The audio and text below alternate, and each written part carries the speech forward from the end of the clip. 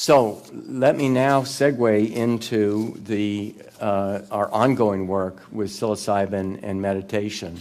And we believe these can be viewed as complementary techniques for exploration of the nature of self and mind. So recent neuroimaging studies show that meditation and psilocybin produce strikingly similar decreases in brain circuits responsible for self-referential processing. Namely, there are different structures in brain, the prefrontal cortex and posterior cingulate, that are major nodes of the so-called default network that appears to underlie self-referential processing. And the interesting thing here is that just in the last couple of years, there have been 2 papers, one on meditation, one on psilocybin, that show that meditation and psilocybin, respectively, decrease communication within the default mode network. This is Brewer, PNAS, 2011, compared meditators to control, seeing decreases in these brain hubs and also the connectedness between them in another analysis. And then Carhart-Harris, 2012, PNAS, looking at acute effects of psilocybin, and again, seeing decreases in the default mode network. So there's an underlying physiological rationale that supports this. So let me say a little bit more about these complementary approaches. So meditation techniques that have been developed over millennia represent a powerful approach to investigating the nature of mind and self. I don't think anyone would dispute that. But if meditation represents the systematic, tried and true course of discovery of the nature of mind or self, we would argue that psilocybin represents the crash course.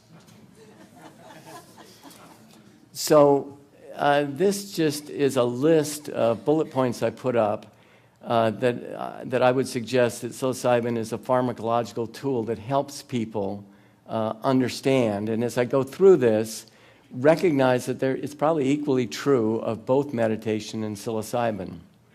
So psilocybin helps people recognize how it feels to embody the present moment. Certainly true of meditation. To dispassionately observe and let go of pain, fear, and discomfort. To transform a conventional sense of self, i.e. the ego. The fundamental learning from beginning meditators is that you're not your mind, and that certainly comes out very strongly in a psilocybin session. A recognition that mind is capable of revealing knowledge not readily accessible in everyday waking consciousness. And finally, the gain of an authoritative sense of the interconnectedness of all people and things. That's the mystical type experience. True of psilocybin and meditation, we believe. So, we have one study that is ongoing right now. We've actually just completed. And not surprisingly, psilocybin increased measures previously shown to be sensitive to hallucinogenic drugs. So there are perceptual changes such as visual illusions, greater emotionality like increased joy, peacefulness, less frequently fear or anxiety, cognitive changes such as a sense of meaning, sometimes suspiciousness.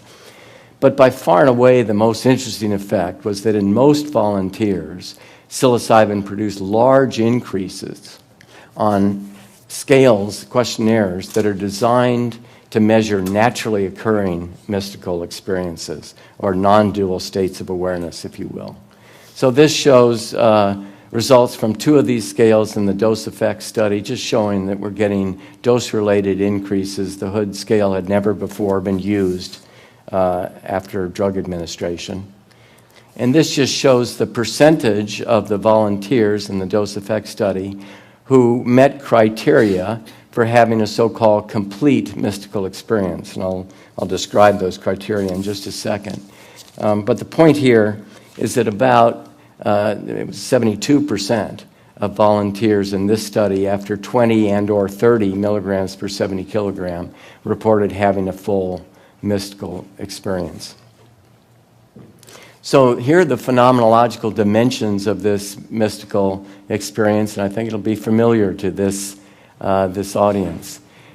Unity is a core feature. This is the sense of interconnectedness of all people and things. All is one, pure consciousness, sometimes described as the void. Sacredness or reverence, a noetic quality, a sense of encountering ultimate reality. People have the sense that this experience is more real and more true than everyday waking consciousness. Deeply felt positive mood often accompanies this experience. Universal joy, love, peace, a sense of heart opening. Transcendence of time and space occurs. Timelessness, past and present collapse into the present moment.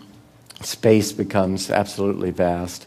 And finally, ineffability and paradoxicality. These kinds of experiences elude description. So, we did a lot of the work with questionnaires, but we also had volunteers write down their experiences. And this is what one volunteer wrote the evening after his experience. In my mind's eye, I felt myself instinctively taking the posture of prayer in my head. I was on my knees, hands clasped in front of me, and I bowed to this force. I wasn't scared or threatened in any way. It was more about reverence. I've highlighted the defining features of the mystical experience here. I was showing my respect. I was humbled and honored to be in this presence. This presence was a feeling, not something that I saw or heard. I only felt it, but it felt more real than any reality I have experienced. And it was a familiar place too, one I had felt before. It was when I surrendered to this that I felt like I let go. I was gone, or should I say this earthly part of me was. It was still on the couch in some suspended form of animation awaiting my return. I was in the void. This void had a strange and indescribable quality to it, that there was nothing to it but this feeling of unconditional and undying love. It felt like my soul was basking in the feeling of this space. I have no idea how long this lasted. Time and space did not exist there. It was all different manifestations of this feeling of love that I found myself wrapped in. So that's immediately after session. So what happens later? So here's 2 months later. They come back, and we ask them questions like, well, looking back, how personally meaningful was this experience you had 2 months ago?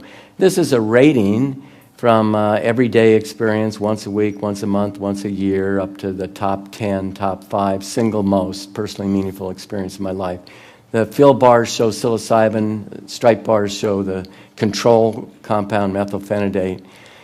Importantly here, 70% of these people are saying this is in the top 5 most meaningful experiences of my life. They would compare it to the birth of a child, the firstborn child, or the death of a parent.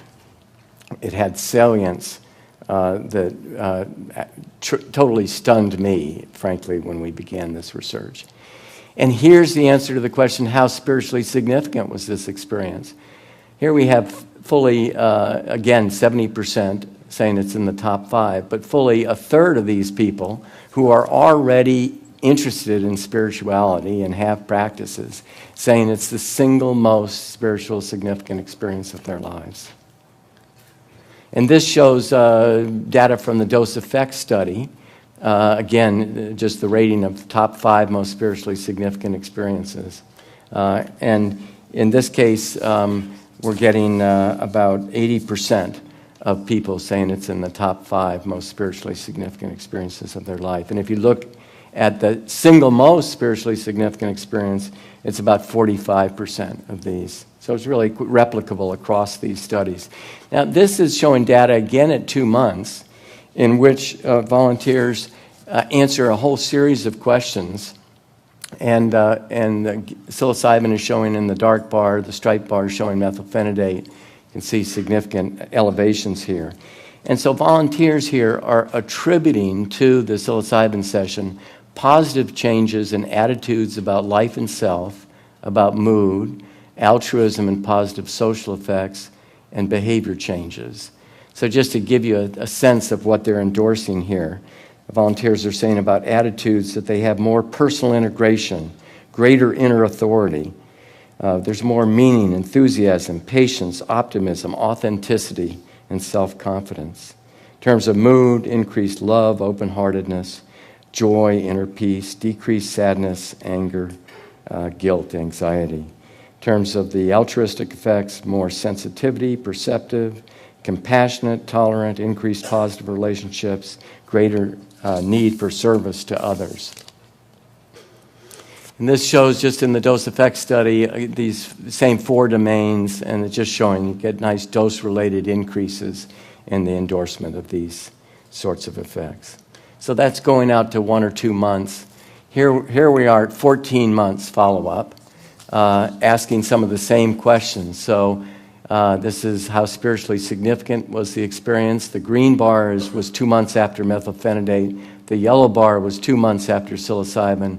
The blue bar is 14 months after psilocybin. So there's no diminution here of these effects. They're sustained robustly. And not only that, a different analysis that we did shows that the attribution of these kinds of effects at 14 months is directly a function of the endorsement of mystical experience immediately after the session. So this isn't about just a psilocybin effect, because the strength of the psilocybin effect isn't what's driving this. It's whether or not people endorse having a mystical experience.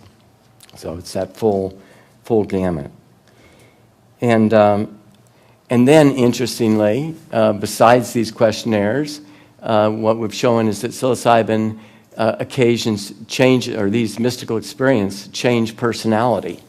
And this is really interesting because personality is thought to be a pretty fixed characteristic of an individual after the age of about 25.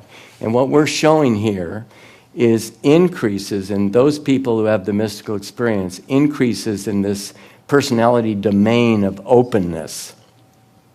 Openness is a really interesting factor in personality because it underlies creativity and openness and tolerance to new ideas. In addition to the volunteers reporting these effects, they were validated when we quizzed community observers. So we did telephone ratings with friends, family members, colleagues at work, and had them rate the volunteer on a number of dimensions, and this simply confirmed the kinds of positive changes that were being reported by the volunteers. So again, reverting to their own words, here now we're asking them at 14 months just to reflect back and tell us what you remember about this experience. So here's one person. The part that continues to stick out for me was the knowing and the seeing and the experience in every sense and fiber of my being that all things are connected. Another one.